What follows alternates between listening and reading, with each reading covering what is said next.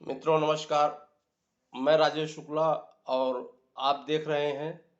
सहारा credit portal. आप सभी मित्रों का हमारे इस चैनल पर पुनः आज हार्दिक वंदन है, अभिनंदन है। मित्रों, सबसे पहले तो मैं आज पुनः आप सभी साथियों से ये सादर अनुरोध करूंगा कि जो नए दर्शक हमारे इस चैनल को देख रहे हैं वो सब्सक्राइब अवश्य कर लें और वीडियो को शेयर भी अवश्य करें, क्योंकि बहुत से निवेशक ऐसे हैं जिनको जानकारियां प्राप्त नहीं हो पाती हैं, तो ताकि उन निवेशकों को भी जानकारियां अवश्य पहुंचे। वो भी तुम्हारे भाई बंधु परिवार नात रिश्तेदार ही होंगे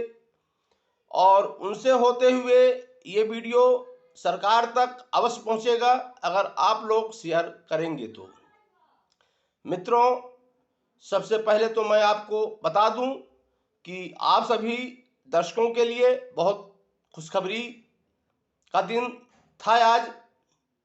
आज सर्वोच्च न्यायालय में जो रीट याचिका लगाई गई थी सहारा के निवेशकों और कार्यकर्ताओं के द्वारा, तो मित्रों सर्वोच्च न्यायालय उस रीट याचिका को स्वीकार कर लिया है और पहली सुनवाई उसकी 16 अप्रैल को होनी है। तो यह आप सभी निवेशकों के लिए बहुत खुशखबरी भरा हुआ समाचार है, क्योंकि ये जो रीट याचिका लगी हुई है इस याचिका में सभी प्रकार की समस्याएं सर्वोच्च न्यायालय तक पहुंचाई गई हैं आपके भुगतान से संबंधित, चाहे वो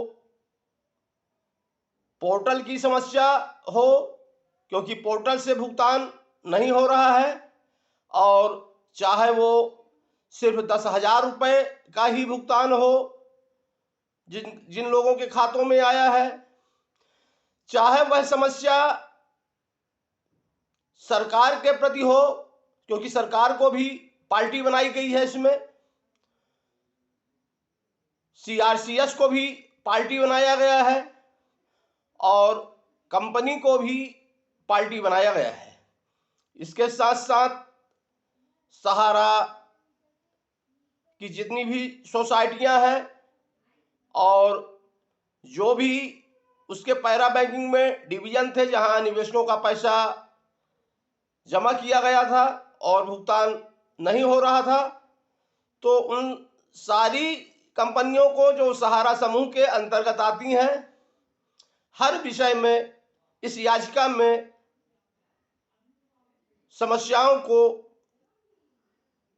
रखा गया है। तो मित्रों, ये बहुत ही खुशखबरी की बात है कि पहली बार ये याचिका इस तरह से निवेशकों के द्वारा लगाई गई थी और सर्वोच्च न्यायालय इस याचिका को स्वीकार करके 16 तारीख को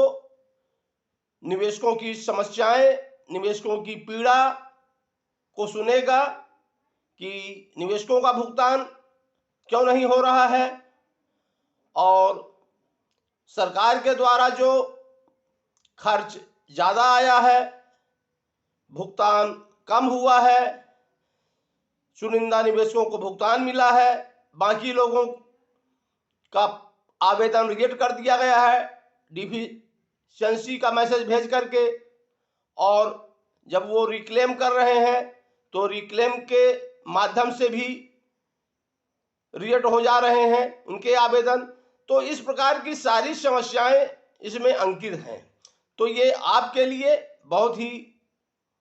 शुभ संकेत है। मित्रों, सरकार के सिर्फ अगर भरोसे हम लोग रहते तो भुगतान हो पाना संभव नहीं दिख रहा था, क्योंकि सरकार सीआरसीएस सरकार पर बैठे हुए पदाधिकारी हमारे माननीय मंत्री जी श्री अमित शाह जी, जो हरिद्वार की धरती से ये बोले थे कि 45 दिन में निवेशकों का पैसा उनके बैंक खातों में पहुंच जाएगा। तो पता नहीं कितने 45 दिन आते, कितने वर्ष बीत जाते, और उनका ये दावा जो है वो खोखला साबित बिल्कुल था, क्योंकि उनका ये जो संबोधन था, जो उनका ये बयान था, ये बिल्कुल चुनावी भाषण दिखाई दे रहा था। ये वोट बैंक की राजनीति बिल्कुल थी, लोगों को पुनः वोट लेने के लिए आकर्षित किया जाता था इस प्रकार से। तो मित्रों, अगर सरकार ऐसा न चाहती तो निवेशों का भुगतान अब से कभी का जितने लोग आवेदन किए थे उनके खातों में पैसा आ जाता, क्योंकि श्री अमित शाह जी स्वयं बोले थे कि भुगतान प्राप्त करने के लिए आपको सिर्फ